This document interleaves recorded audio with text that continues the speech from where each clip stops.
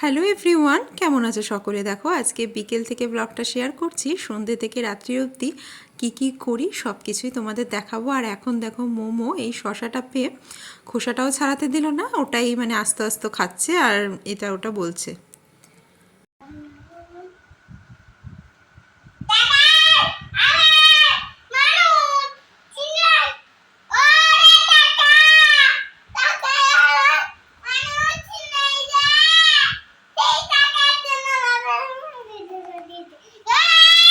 তো ইদানিং যা গরম পড়েছে কি আর বলবো, বৃষ্টি হলেও ওয়েদারের কোনো চেঞ্জ নেই। তো ভাবলাম গিয়ে একটু মুখ টুক ধুয়ে নিই, ভাল লাগবে। আর দেখো মাথায় বরফ দিচ্ছি কেন বলো তো? এই যে মোমো কালকে আমায় এত জোর গুঁতো মেরেছে মাথায়, মাথায় বরফ দিচ্ছি। কি করেছো তুমি? আমাকে বলো কি করেছো?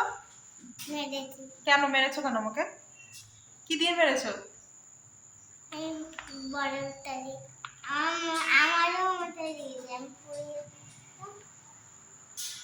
মানে আমার ফোনটা দিয়েই মাথার মধ্যে এত জোরে বাড়ি মেরেছে, আমি দেখতেও পাইনি পেছন থেকে এসে দিয়ে, মানে সেই ব্যথা এখনও কমেনি, ওই জন্য একটু বরফ দিচ্ছিলাম। তো দেখো এখন তো মানে আমেরই সিজন, তো মানে চারিদিকে শুধু আম আর আম। আর এই যে দুধটা আমি এখানে জাল দিয়ে রেখেছি, তারপর একটু ঠান্ডা হলে মোমোকে খাওয়াবো। আর এই দেখো এই বটলটা ওর দিদুন নতুন নিয়ে এসছে, জাস্ট মানে দুদিন হলো। কারণ কি বলতো, ও দুধ মানে মোমো একদমই খেতে চায় না, তাই জন্য এই বটলটা এনেছে, যদি নতুন বটলে খাবে এই ভেবে খায়। আর এদিকে চিকেনটা এখন রান্না করব। তো এত গরম দেখো, আমরা এই মাটির হাঁড়িতেই কিন্তু জল রেখে খাই, ফ্রিজের জল এখন অত খাই না। তো এই মাটির হাঁড়ির জলটা খুবই ঠান্ডা থাকে। তো জল টল খেয়ে নিয়ে তারপরে আমি রান্নাবান্না শুরু করলাম। এখানে চিকেনটা ম্যারিনেট করছি, আর তারপরে যে সর্ষের তেল দিয়ে দিচ্ছি, এই দেখো। আর মোমোর এই বটলটা মোমোর ভাই ভিডিও কলিংয়ে দেখে ভাবছে হয়তো হ্যাঁ দিদিভাই এই বটলে খাচ্ছে, এরকম মানে ওর কালারটাও, ওর বটলের কালারটাও সেম। তো ও ভাবছে ওর বটলটাই বুঝি নিয়ে এসছে। আর মোমো এই মানে এই বুড়ো বয়সে বলছি ফিডিং বোতলে দুধ খাচ্ছে। ও যেন এই ফিডিং বোতল 7-8 মাস অবধি খেয়েছে, তারপরে আর খায়নি। আর দুধও তোমার 1 বছর অবধি তাও মোটামুটি ঝিনুকে খাওয়াতাম, তারপর আর ঝিনুকেও খেতো না। 1 বছর পর থেকে ওর দুধ খাওয়া টোটালি স্টপ। তো মার কি মনে হতে হঠাৎ ফিডিং বোতল নিয়ে এসছে, বলছে যে দেখি ট্রাই করে এই বোতলে খাওয়ার নেশায় নেশায় যদি খায় দুধ, কারণ দুধ তো একটু খাওয়া দরকার, এমনি পানির দই এইসব তো খাওয়াই, কিন্তু রেগুলার বেসিসে এগুলো খাওয়ানো সবসময় হয়ে ওঠে না।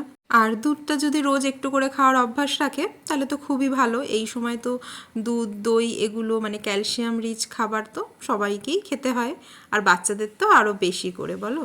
তো দেখো এদিকে আমি চিকেনটা ম্যারিনেট করে রাখছি। আর কি কি দিলাম বলো তো ম্যারিনেশনে? লেবুর রস দিয়েছি একটু, নুন হলুদ টক দই, জিরের গুঁড়ো ধনের গুঁড়ো, কাশ্মীরি লঙ্কার গুঁড়ো, নুন তো বললাম, এই তো আর একটু সর্ষের তেল দিলাম। এই দিয়ে একটু ম্যারিনেট করে রেখে দেবো। জিরের গুঁড়ো দেখলাম শেষ হয়ে গেছে, মা আবার এই গুঁড়ো ঢেলে রাখলো। এখন এটা তোমার চাপা দিয়ে রেখে বাদ বাকি কাটাকুটিগুলো করে নিই। আজকে দুপুরে লাঞ্চটা খুব তাড়াতাড়ি করে নিয়েছিলাম, কারণ খুবই খিদে পেয়ে গেছিলো। তো তাই জন্য বিকেলে মানে এতই খিদে পাচ্ছিল ম্যাগি খেলাম।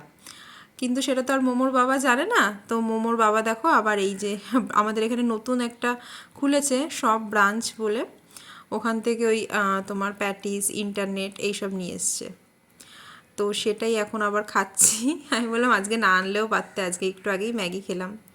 তাই জন্য আমি পুরোটা ইন্টারনেট খাবো না, একটু ভেঙে খাবো। আর এখানকার ইন্টারনেটটা দেখো অনেকটাই চওড়া মিও আমরের তুলনায়, তাই না? তো এখন আমি ওটা ঘরে নিয়ে যাব না, কারণ মোমো ওদিকে দুধ খাচ্ছে। ই বাবা, একজন পুচকি বাচ্চা হয়ে গেছে। ও আমাদের সোনা,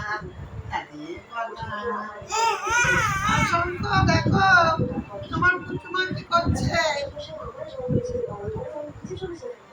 চাদর দিয়ে আবার ঢাকা দিয়ে দিতে হবে? এইটা দিয়ে ঢাকা দিই? ও এই দেখো আবার চাদর দিয়ে বলে ঢাকা দিতে হবে। কোথায় ঢাকা দিবি? না না, চাদর দিয়ে ঢাকা দিয়ে থাকবে বাচ্চাদের মতো। ঠান্ডা লাগবে না। এখন একটু মোমো সোনার বেবি হতে ইচ্ছা করেছে, ও তাই এখন চাদরের তলায় লুকিয়ে লুকিয়ে দুধ খাবে।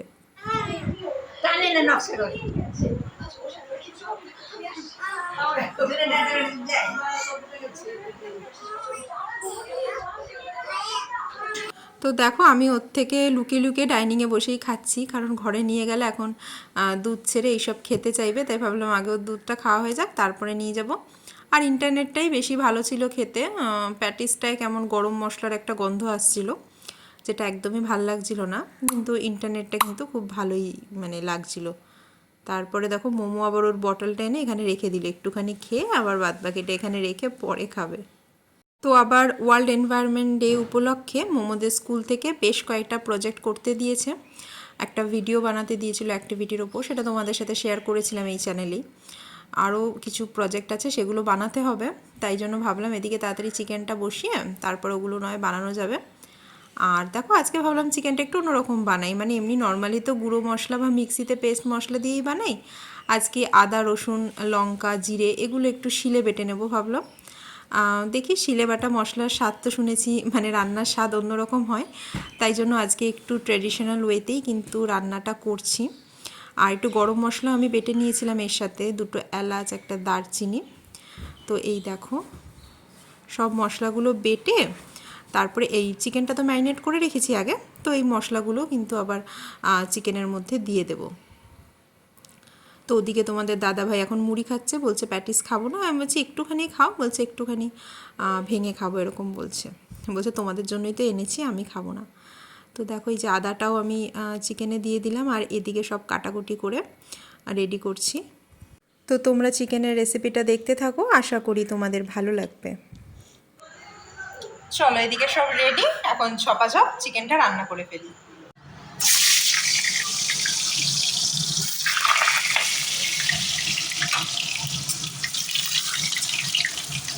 তো প্রথমেই দেখো তেলে আলুটা আগে দিয়ে দিলাম, তারপরে আমি গরম মশলা দিচ্ছি, আলুটা একটু নেড়েচেড়ে নুন হলুদ দিয়ে, আর আলুটা পুরো ভাজতে হবে না, একটু মোটামুটি ভাজা হলেই আমি তার মধ্যেই কিন্তু পেঁয়াজটা দিয়ে দিচ্ছি, কারণ আলুটা পরে মাংসের সাথে কষিয়ে কষিয়ে কিন্তু আমি নরম করব, এতে আলুর টেস্টটা অনেক বেটার হয় ভেজে তুলে রাখাচ্ছে, তাতে কিন্তু খুব ভাল লাগে। আর পেঁয়াজগুলো দেখো আমি এখন আলাদা করে নিচ্ছি।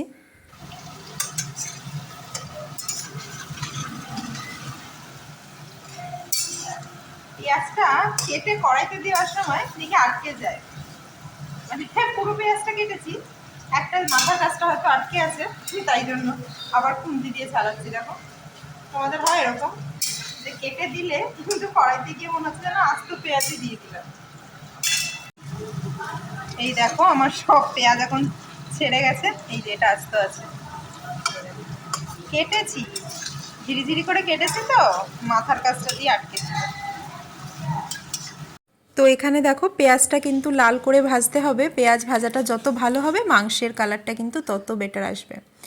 তারপরে আমি এদিকে তেলের মধ্যে কাশ্মীরি লঙ্কার গুঁড়ো আর হলুদ গুঁড়ো দিয়ে দিলাম, দিয়ে তোমার এই দেখো ম্যারিনেট করা চিকেনটা দিয়ে আমি এখন বাড়িয়ে বাড়িয়ে কষাবো। আমি টমেটোটা কিন্তু ভাজিনি, দেখো টমেটোটা রেখে দিয়েছি, কারণ মাংসটা এরকম বাড়িয়ে বাড়িয়ে একটু কষাবো, তারপরে যখন চাপা দিয়ে রাখবো না তখন টমেটোটা দিয়ে রাখবো, তাহলে কি হবে বলো তো, মাংস থেকে অনেক জল বেরোবে, আর সেই জলেই কিন্তু চিকেনটা অনেকটা সেদ্ধ হয়ে যাবে, আর তাহলে টেস্টটাও বেটার হবে, আর নইলে লেগে যেতে পারে, তাই না, যদি চিকেন থেকে সেরকম বেশি জল না বেরোয়। তো টমেটোটা দিয়ে আমি এটা চাপা দিয়ে এখন যাব দেখি মোমোর স্কুল প্রজেক্ট কি বানানো যায়। এই কি করছিস বদমাস? কি খাচ্ছিস? জুস। দেখেছো ওইটুকুনি দুধ নিয়ে এতক্ষণে কি কাণ্ড করছে, ওরা কি দুধ খাবে, এই হচ্ছে ওর খাওয়ার নমুনা, এখন জুস খাচ্ছে, এই দেখো।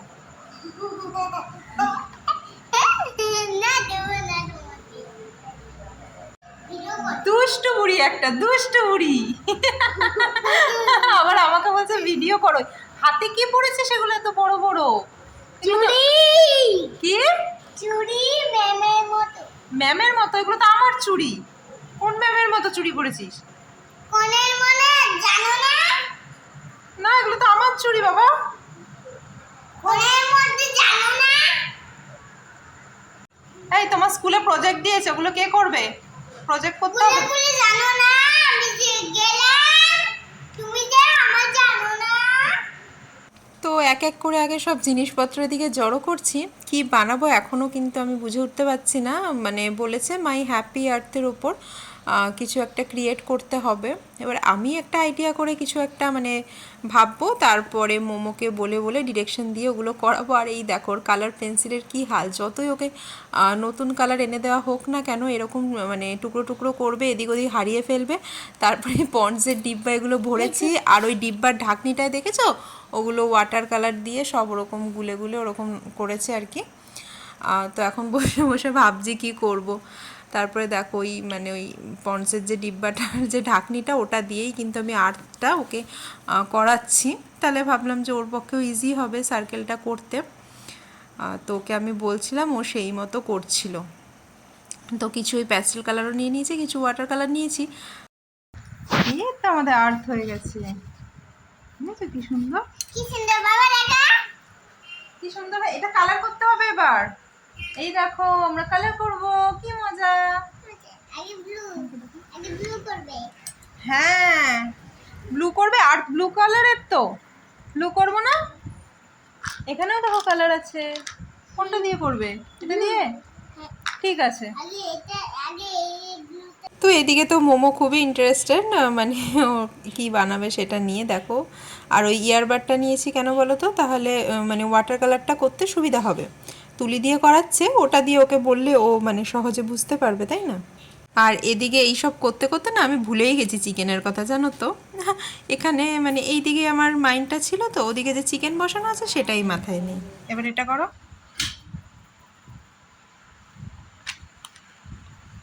এটা করো, এটা এটা এটা করো।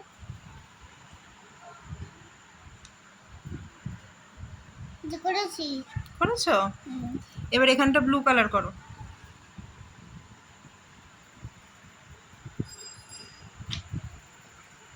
সব আমিই করব।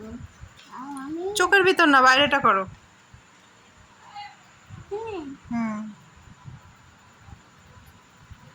তো এই ক্রেয়ন্স দিয়ে কালার করাটা মোমো রিসেন্ট শিখেছে, এখন অতটা দাগের বাইরে যায় না, ওই জন্য কালার ঠালারগুলো ওকে দিয়েই করাচ্ছি। আর এই দেখো লিপগুলো ওকে বললাম ইয়ারবাডসে একটু কালার লাগিয়ে ওরকমভাবে করে নিতে। এই দেখো কি সুন্দর করেছে মোমো, বাবা বাবা বাবা। এখন ওর এই তোমার সামনের মাসে 3 বছর হবে, 3 ইয়ার্স কমপ্লিট হবে। তোর হাতে গ্রিপ মোটামুটি চলে এসেছে, কিন্তু লিখতেও একদমই চায় না। মানে যদি ইচ্ছে করে তাহলে কিন্তু ও লিখতে পারে, কোনো অসুবিধা হয় না, কিন্তু মানে সেই ধৈর্যটাই নেই এখনও। ওই কালার করতে তাও একটু পছন্দ করে, ওই জন্য আমিও বেশি খুব একটা প্রেশার দিই না। ঠিক আছে, আস্তে আস্তে ওর যখন ইচ্ছে হবে লিখবে, আমি যতটা পারি ওকে মুখে মুখে পড়াতে থাকি আর ট্রাই করি যাতে ও লেখে, মানে সেই উৎসাহ দিতে থাকি। তো এই দেখো এরকম হয়েছে দেখতে প্রজেক্টটা। তো আমার হঠাৎ মনে পড়লো এখন গিয়ে যাই দেখি চিকেনটা আবার লেগে না যায়। তো গিয়ে দেখলাম যে না, চিকেনের থেকে প্রচুর জল বেরিয়েছে, এই দেখো।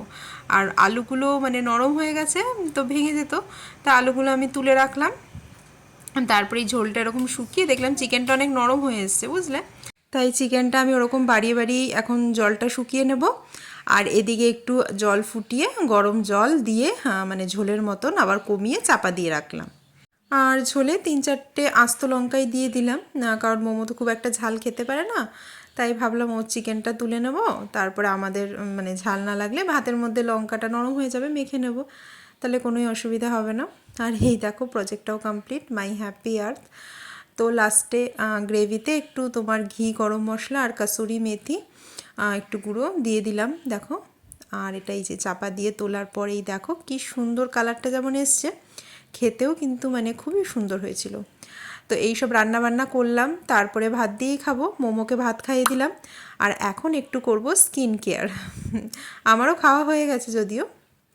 এই দেখো প্রথমেই একটা বিউটি সোপ দিয়ে আমি মুখটাকে, এটা কিন্তু ফেসের জন্য, এটা তোমার খান নেই এমন না, ভেবো না যে বডি সোপ দিয়ে মুখটা ধুচ্ছি, এটা ফেসের জন্যই।